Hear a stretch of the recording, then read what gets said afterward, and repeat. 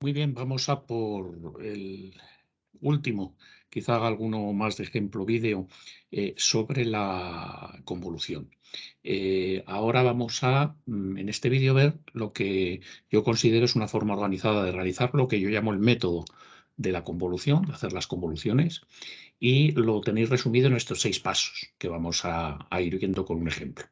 En el primer paso, el método te dice que tienes que observar las simetrías de las funciones que tienes que convolucionar, puesto que sabemos que hay una serie de propiedades que creo que vimos, no sé si fue en el primero o en el segundo vídeo, que nos permiten simplificar el cálculo de la convolución, realizando, por ejemplo, la mitad solamente de los cálculos, o bien, pues si hay, por ejemplo, alguna delta en alguna de las convoluciones, pues aplicar las propiedades de convolución con la delta de una forma rápida. Con lo cual es importante emplear un poquito de tiempo en hacer esas observaciones, si las funciones son pares, si son impares, si hay deltas y aplicar lo que vimos en el vídeo correspondiente. En el segundo paso tenemos que elegir la función que vamos a mover, esa que tiene la expresión el t menos tau, en la expresión de la convolución, y en general el criterio es que se hace la convolución más sencilla si elegimos como función a mover, como aquella que es t menos tau, la que sea más sencilla o la que sea más corta.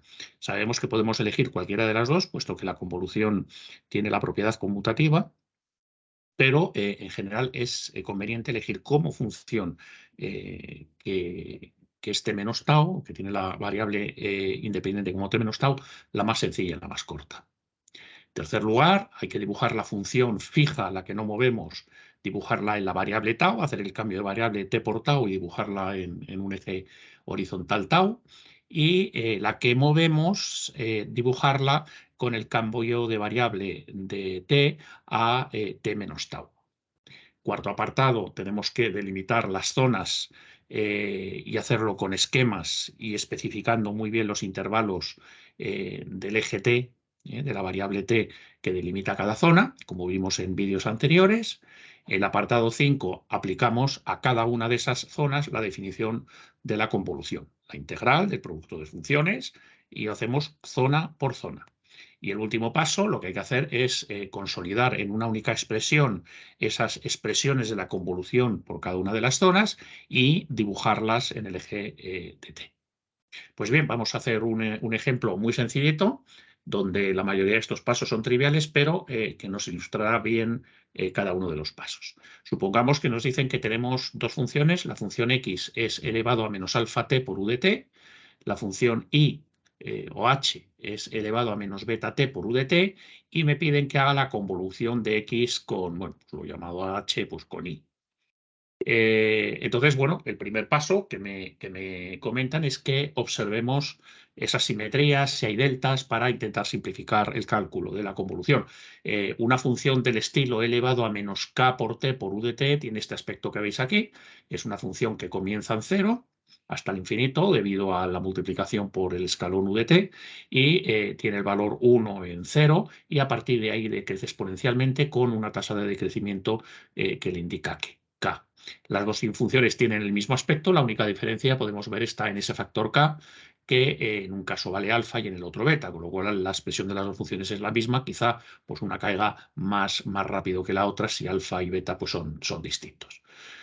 No vemos ningún tipo de simetría, ni par ni impar, no vemos ninguna delta, con lo cual pues hay que hacer la convolución en todas las regiones y no podemos simplificar nada. Bien, en el segundo paso nos dicen que elijamos la función que movemos y la que dejamos quieta, y el criterio pues, es el de la simplicidad y el de la duración. En este caso las dos funciones son prácticamente, vamos, son la misma función, duran lo mismo, son igual de difíciles o de sencillas, con lo cual da igual si movemos la función elevado a menos alfa t u de t o la elevado a menos beta t u de t. Por ejemplo, vamos a mover la que es elevado a menos beta t u de t, o sea, la que aquí llamamos y, pero da exactamente igual que elijamos la otra función. Bien, en el tercer apartado nos dicen que dibujemos en el eje de tau la función que dejamos fija, entonces simplemente dibujamos elevado a menos alfa, cambiamos t por tau, entonces nos queda elevado a menos alfa tau u de t, u de tau, que tiene pues exactamente el mismo aspecto. Lo que pasa es que ahora, muy importante, nuestra variable independiente es tau. Aquí el tiempo, como veis, desaparece y no aparece para nada. Y tenemos que dibujar h de t menos tau. Entonces, también sabéis de uno de los vídeos de esta serie que lo que hay que hacer primero es dibujar h de menos tau, que es simplemente una reflexión respecto del eje de vertical de la función original elevado a menos alfa tau de tau. Y después lo que tenemos que hacer es desplazar esa función que hemos reflejado una cantidad t, considerando t como si fuera un número, como si fuera un parámetro. Ya aquí ya no es una variable independiente, sino que es un número concreto. Y entonces, pues si ese número es negativo, pues lo que hace es que nos desplaza esa función h de menos tau hacia la izquierda y nos lleva el flanco este de inicio de la función al punto t. Y si el valor de t es positivo, pues nos lleva la función a la derecha, como podéis ver aquí, y ese flanco pues sigue estando en el valor tt, que ahora será positivo. Bien, en el cuarto paso lo que tenemos que hacer es delimitar las zonas. ¿Qué son las zonas? Pues también lo vimos en otro vídeo. Lo que tenemos que hacer es dibujar la función fija y la movible. Aquí la fija la he puesto en color azul, aquí la que se mueve la he puesto en color verde y roja, verde para los valores de t negativo, roja para los valores de t positivo, y tratar de ver las zonas que existen. ¿Qué son las zonas? Pues son aquellas en las que las dos funciones superpuestas pues son distintas, ¿no?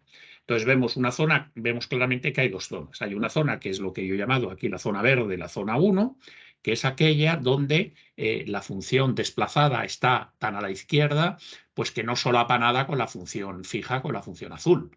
Esa zona la he llamado zona 1, como digo, y está delimitada, y hay que hacerlo así siempre, hay que tratar de poner, o hay que poner el intervalo de t, de valores de t, donde esa zona existe.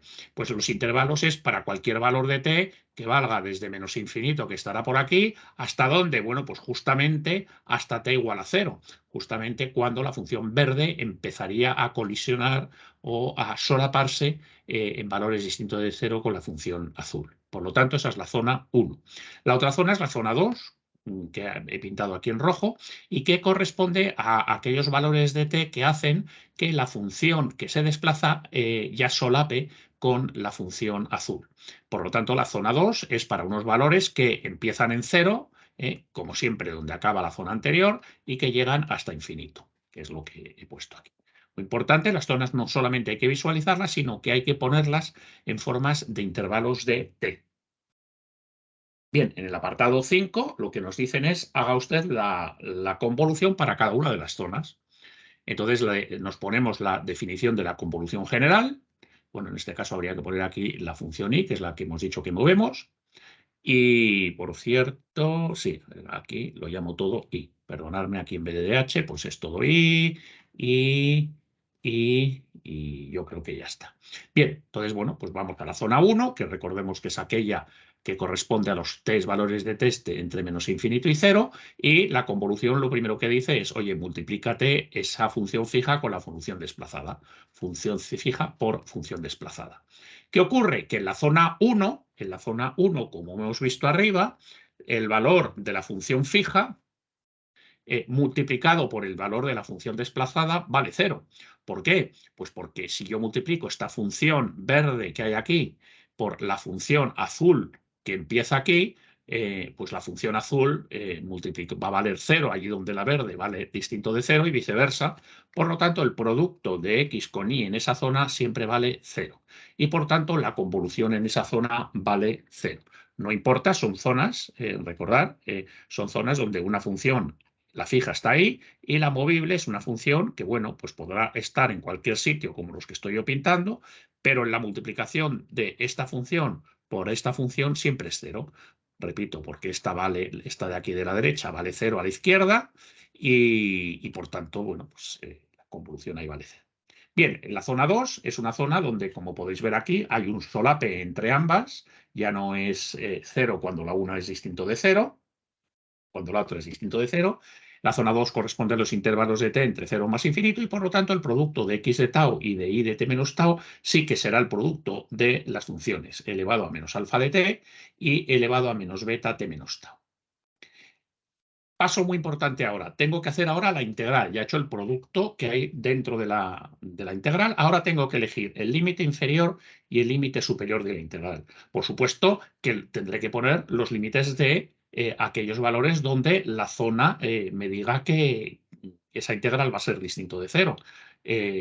El producto de ambas funciones, como podéis ver aquí en este gráfico, es distinto de cero donde he pintado en verde el área del producto, ¿no? Veis la señal roja, la señal fija, la señal azul. Bueno, pues esa integral, ese producto es distinto de cero precisamente entre 0 y t, y fuera será 0. Por lo tanto, yo la integral la hago entre 0 y t. Si yo pongo aquí, por ejemplo, en vez de t, pongo más infinito, pues lo estaré haciendo mal. ¿Por qué? Porque a la derecha de t esa función vale 0.